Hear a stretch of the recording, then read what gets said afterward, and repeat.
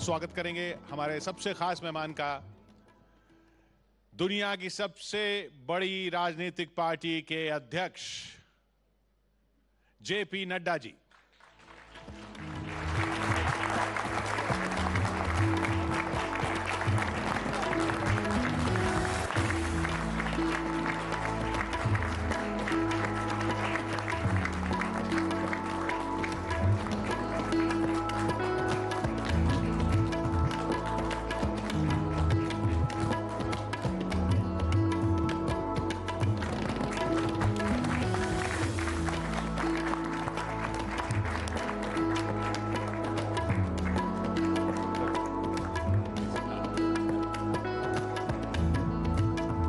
और मैं गुजारिश करूंगा न्यूज़ 18 नेटवर्क के मैनेजिंग डायरेक्टर और group editor in chief Rahul Joshi ji से कि वो मंच पर आएं और नड्डा जी का स्वागत करें न्यूज़ 18 के मंच पर। राहुल जोशी जी।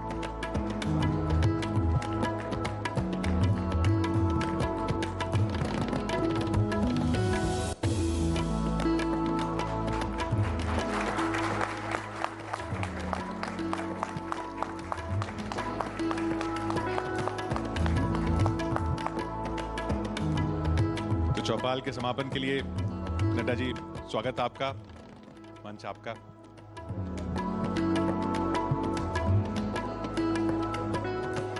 आज के इस न्यूज़ 18 के 7th एडिशन के चौपाल में यहाँ उपस्थित हमारे राहुल जोशी जी, किशोर जी और हमारे बहुत ही दिल्ली के प्रबुद्ध सज्जन वृंद, मित्र साथियों, मुझे आज 7th एडिशन चौपाल के समापन कार्यक्रम में आने का सौभाग्य मिला है।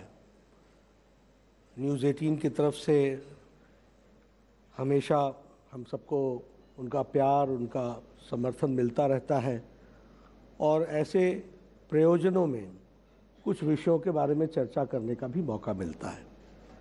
सबसे पहले तो मैं न्यूज़ 18 को इस बात के लिए बधाई देना चाहता हूं कि आपने जो देश का नैरेटिव है और समसामयिक विषयों के बारे में जो चर्चा होती है, उसको एक मजबूत राष्ट्र के दृष्टि से आपने उस नैरेटिव को सेट करने में अपना योगदान किया है। इसके लिए आपको मैं बधाई देता हूँ। और दूसरा, दुनिया के पटल पर भी जो घटनाएं घटती हैं, उसमें भी जो भारतीय परिप्रेक्ष्य होता है, उसको आप सब लोगों ने रखने का प्रयास किया है। इसके लिए मैं न्यूज़ 18 चैनल और उनके टीम को मैं बधाई भी देता हूं। आपके बीच में कलाकार भी आए, आपके बीच में 2 दिन में मुझे एक दिन में हमारे मंत्री लोग भी आए। हमारे मंत्रियों ने अपने अपने डिपार्टमेंट्स के बारे में आपको बहुत सी चीज़ें बताई होंगी, तो मैं उसको रिपीट करूं, इस बात की आवश्यकता नहीं है। लेकिन इतना मैं ज़रूर कह सकता हूं, क्योंकि लगभग 40 ईयर्स से मैं पॉलिटिकल फील्ड में हूं, जिसमें से 20 साल से तो मैं कम से कम प्रशासन में डायरेक्टली या इनडायरेक्टली मैं जुड़ा रहा हूं। कभी प्रदेश में मंत्री रहा, कभी केंद्र में मंत्री रहा, इसलिए चीज़ों को समझता रहा हूं और जानता रहा हूं। 2 चीज़ों को हमको समझना पड़ेगा। एक तो प्रधानमंत्री मोदी जी के आने के बाद पॉलिसीज को फोकस किया गया है। It's not a policy where मुझे बहुत अच्छी याद आती है बात। लोग बोलते थे कि पॉलिटिशियंस को एडमिनिस्ट्रेशन में पॉलिटिकल इंटरफेरेंस नहीं करना चाहिए। तो उस समय गुजरात के मुख्यमंत्री थे आदरणीय प्रधानमंत्री जी, तो उनसे जब मेरी चर्चा हुई तो उन्होंने कहा कि पॉलिटिकल इंटरफेरेंस नहीं होना चाहिए, लेकिन पॉलिटिकल इन्वॉल्वमेंट होना चाहिए। हमें पॉलिटिकली इन्वॉल्व होकर के चीजों को समझना चाहिए। और जब मैं ये देखता हूं तो मैं देखता हूं कि आज की पॉलिसीज फोकस्ड है। अगर हम प्रधानमंत्री गरीब कल्याण अन्न योजना कहते हैं, तो हम जो सबसे marginal section of the society है, उसको हम एम्पावर करते हैं।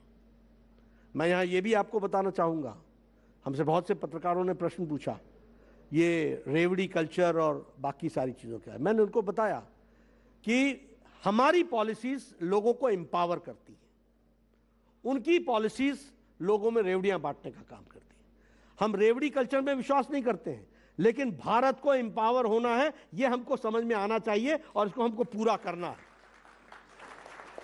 इसीलिए हमने कहा प्रधानमंत्री गरीब कल्याण अन्न योजना। अब इसका इंपैक्ट क्या है? इसका इंपैक्ट यह है कि 80 crore people are getting 5 kilo rice और 5 kilo wheat, 1 kilo pulse dal. इसका मतलब क्या है कि आज भारत देश में कोई भी भूखा नहीं सो रहा है। और इसका स्टैटिस्टिकली अर्थ क्या है? इसका स्टैटिस्टिकली अर्थ यह है कि इंटरनेशनल मॉनेटरी फंड आज बोलती है कि इंडिया में अति गरीबी has been reduce to less than 1%। यह भारत बन गया।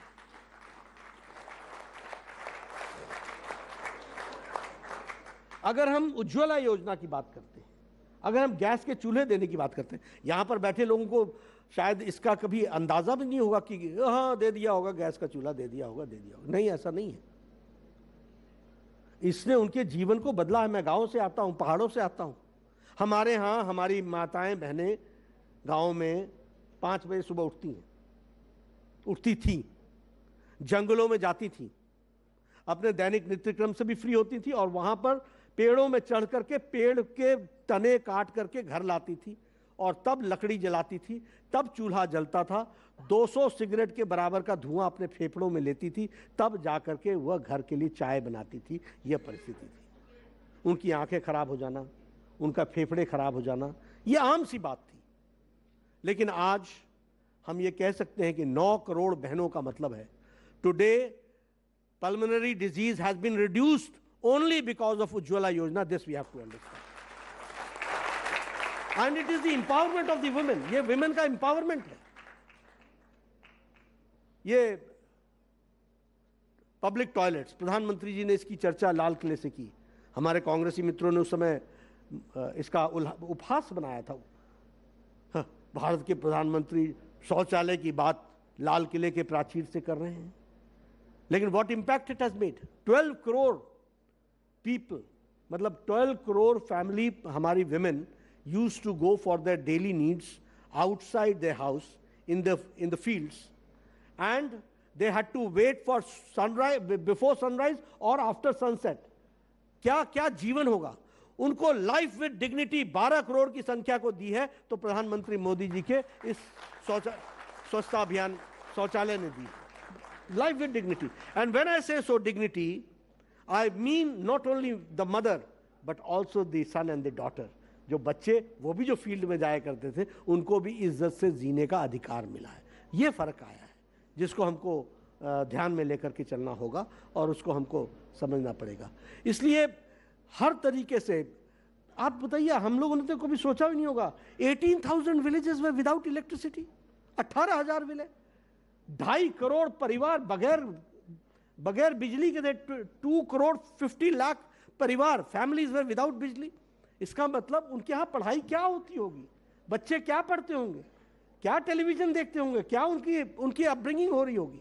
उनको एम्पावर करने का काम किया तो नरेंद्र मोदी जी ने किया। यह हमको समझना होगा, यह हम लोगों को जानना। ऐसी बहुत सी, इसलिए मैंने कहा कि सारी स्कीम्स फोकस्ड हैं। और दूसरी बात, जो हमारे डिप्लोमेटिक रिलेशनशिप्स हैं उसमें भी बहुत काम हुआ है।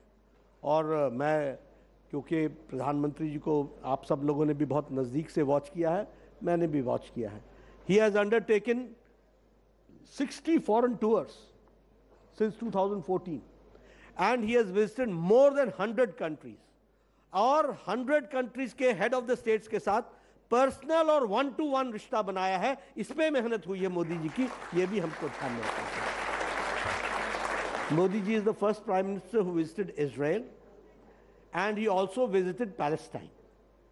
और दोनों के साथ मिलने में हमारे भारत के संबंध कैसे होंगे इसका रिश्ता तय करने का काम भारत ने किया। यह इंडिपेंडेंट फॉरेन पॉलिसी की बात को कहता है, इसको भी हमको ध्यान में रखना चाहिए।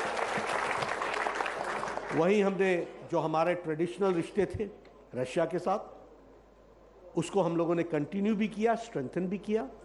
लेकिन इसके साथ साथ नए स्ट्रेटेजिक रिश्ते भी बनाए गए।